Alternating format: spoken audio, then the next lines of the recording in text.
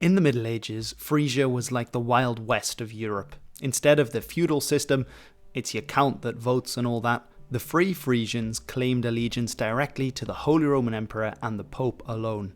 They governed themselves, using their native Old Frisian tongue to write down their laws and uphold their traditions. But around 1500, all that changed.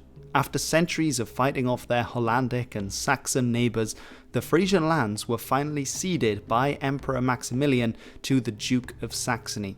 He brought in Saxon law in 1504, marking the end of using Old Frisian as the legal and official language. Even though it disappeared from the page, the Frisian language would live on.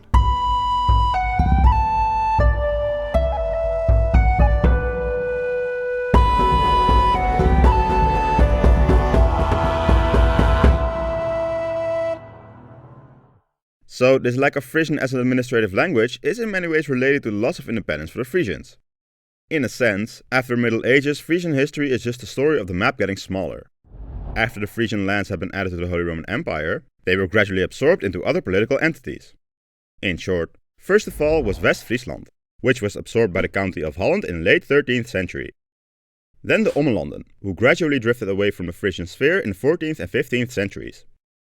North Frisia, Wüsten and Saterland never really formed a political entity until modern history. They were part of Denmark, Bremen and Münster, leaving Westerlo as Friesland and East Frisia as the last two standing. First to come to an end was Friesland during the Saxon feud in the early 16th century. That was the War of Grote Pier. This war led to their integration into the Habsburg Netherlands, which would then partially win their independence in the 80 Years' War, leaving only East Frisia. These guys kept on chugging along until 1744, when the childless Prince Charles Edzard died, and the territory came into the hands of Frederick the Great of Prussia.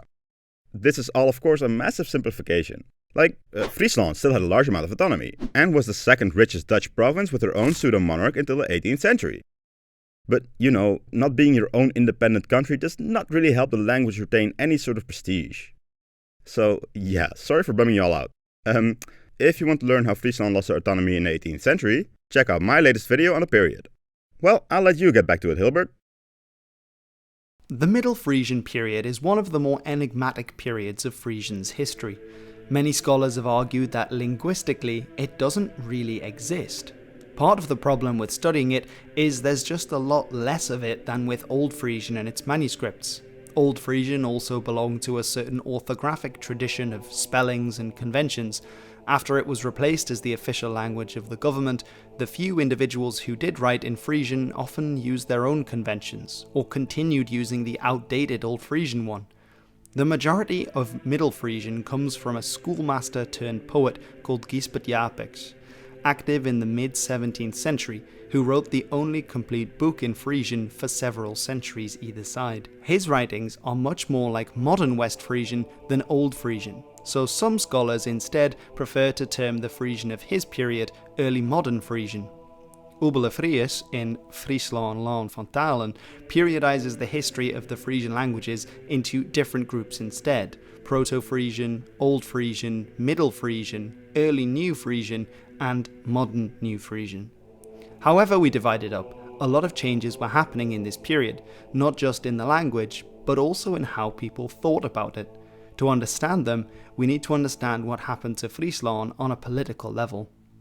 By 1528, the last rebels of the Frisian Freedom had been crushed by forces loyal to Emperor Charles V, who now ruled over both West and East Frisia, as well as the other Habsburg domains of Europe.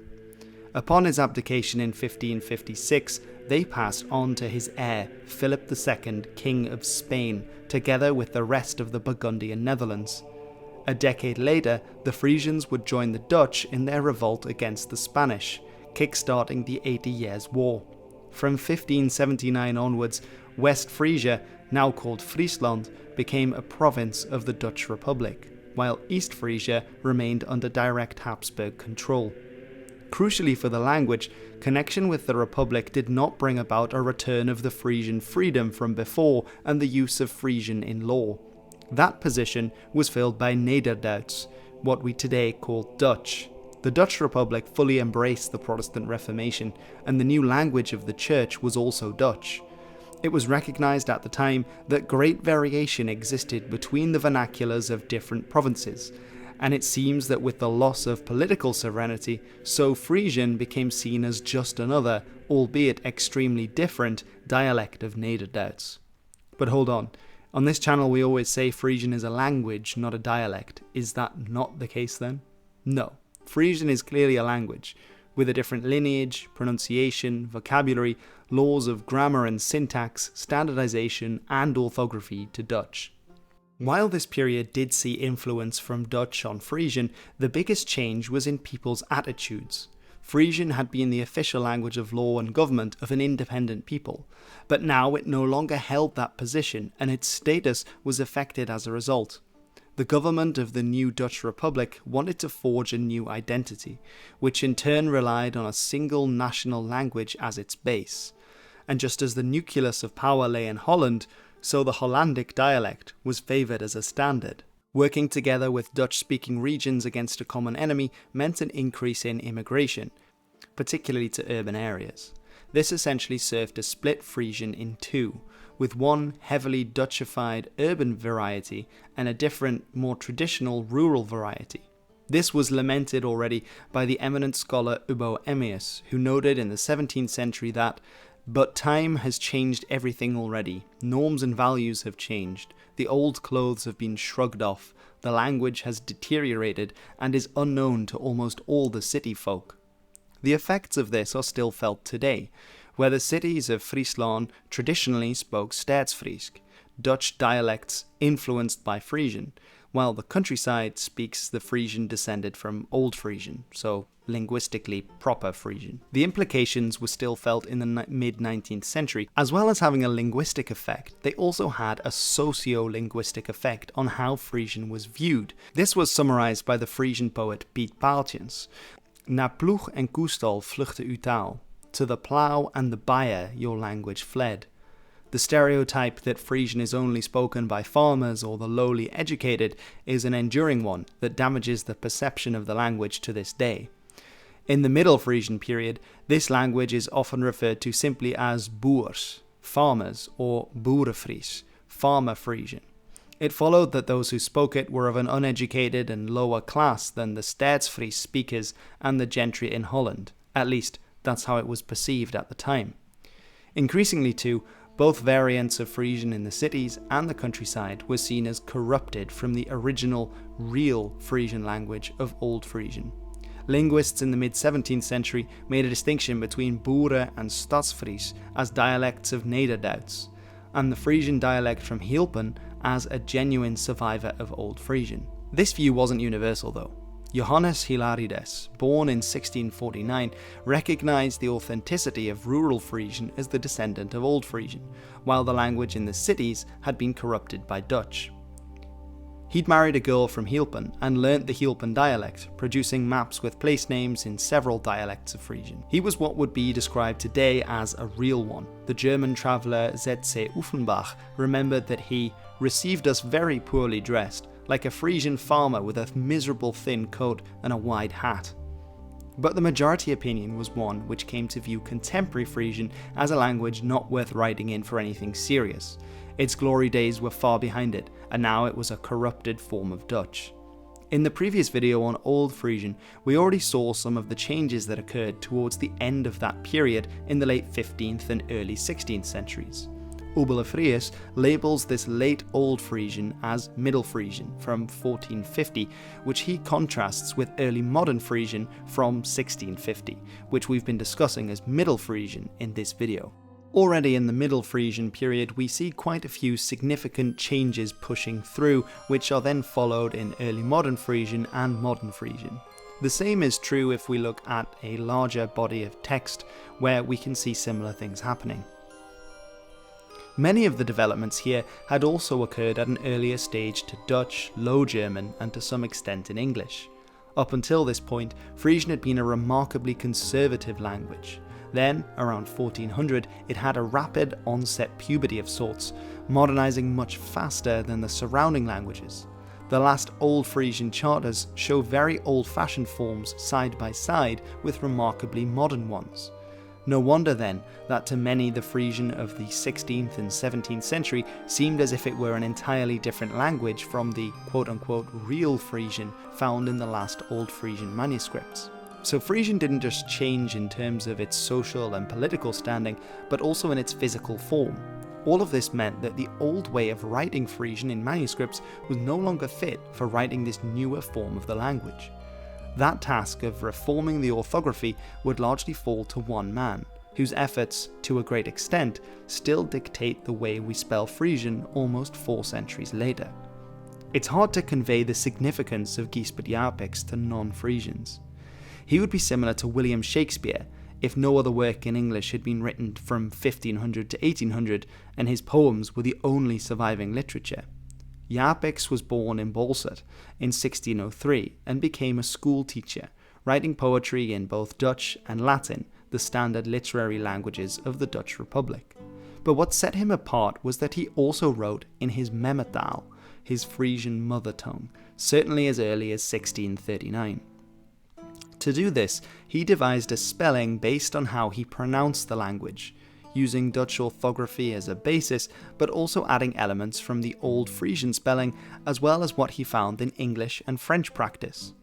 In the introduction to his collection of poetry, Japiks explains the various phonemes of his new spelling system. The word "garth" was like the cawing of a crow in winter, while the "u" represented the sound between the Dutch "au" and "u, so that the "onze huismuis" was "us huismoes." Why Japiks, often described with metaphors like an oak between brambles or a mountain rising from the lowlands, decided to produce Renaissance poetry in Frisian when all around him chose Dutch, has long been debated. Around this time, the fact Friesland had its own stadhouder and crucially a university at Frisia meant there were many scholars coming there with an interest in the history of Frisia and an interest in the Frisian language as a language of culture. While Frisian status had decreased to being seen as one of only the uneducated farmer, there was another class who retained a level of Frisian. The old landed aristocratic class, often still Catholic and whose sons could expect to be well educated, had a vested interest in promoting and retaining elements of the old Frisian past. Japiks' poetry not only grew in celebrity status among the Frisian nobility of his time, but even gave him an international reputation. Poets like Johann Bogaert from Amsterdam actively sought his friendship, while the Oxford academic Franciscus Junius took ship to Friesland in 1646 to study under him. While a pioneer, Japiks' life would be far from a happy one. He married in 1636, and the couple had at least 5 children together. Within a short space of time, all but one of their children died of the plague, being followed to the grave by both Japiks and his wife in 1666, in the same outbreak that ravaged London the year before. In the run-up to his death, Japiks had been working on a complete edition of his works. His followers ensured it saw the light, and it was published as Friske Rimlerije in 1668. In 1681, a second edition was published, including some 26 letters written by Japiks on the initiative of his friend and scholar Simon Abbas Gabema. Despite his successes, following Japiks' death, Frisian literature continued spluttering along with the odd poem or song. One example of a female Frisian poet was Titia Brongersma, who published several Frisian poems in 1686 alongside others in Dutch. Another is Sibylle van Griethuizen, though the precise authorship of several works attributed to her is not known with much certainty. Many of the poems from this time were composed to commemorate certain events, like victories won by the Dutch States Army against the Spanish, or the births or marriages of important people, particularly the stadhouders. For example, Haring van Haringsma declaimed verses about the Peace of Münster, which ended the 80 Years' War in 1648, focusing on the illicit romances between foreign soldiers and their Dutch sweethearts that were now forced to come to an end. Another source of evidence for Frisian in this period is in letters, where Frisian speakers often used it as a secret language to communicate sensitive information. This had already been done by 2 Frisian servants of King Philip II, one operating from Brussels while the other was in Madrid. A century and a half later, Frisian commanders fighting on the front line of the War of Spanish Succession did the same.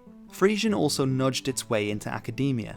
The first university of the Netherlands was founded in Leiden in 1575 by William of Orange, though just 10 years later, Frisia followed in its wake with the establishment of an academy. The aforementioned Simon Gaboma is known to have written poems in his native language, though he used a reformed version of Old Frisian spelling. Between 1690 and 1750, around 100 academic poems were written in Frisian in Frisia. Outside of the institution, but perhaps inspired by the Frisian poetic surroundings, the woolcomber Simon Althuizen also composed in Frisian, the surviving examples being written between 1734 and 1750. Their milieu was similar to that in which Japiks had been working, courtly poems about significant events in the lives of the ruling elite at the court in Ljouwert. Althuizen's son, Jan, first became an academic, then took to composing like his father. In 1747, he published his first obituaries. This was seen as being quite a sophisticated genre of poetry, so it's particularly interesting that the social setting allowed for this to be done in Frisian, whose social position is usually seen as being far too lower class during this period. Unlike Japiks and almost every other significant Frisian literary figure mentioned so far, Jan Althuizen appears only to have composed in Frisian and not in any other language. A religious man, Althuizen became a preacher in the Lietse Jouwer in 1750, whence he continued setting the psalms to poetry as Japiks had done. In the end, he composed 101, which he published together with those done by Japiks in 1755. Later in the 18th century, Frisian almanacs also became popular, having a broader appeal than just the educated upper classes. The Frisian folk poet Arne Eltema wrote in 1787 that when he read from the almanacs to the farmers on market day, they dribbled past their pipes with pleasure. A bit of a weird one, if you ask me. A particularly colourful figure from this time period is called Japik Baarkiel, Jacob with the pig throat.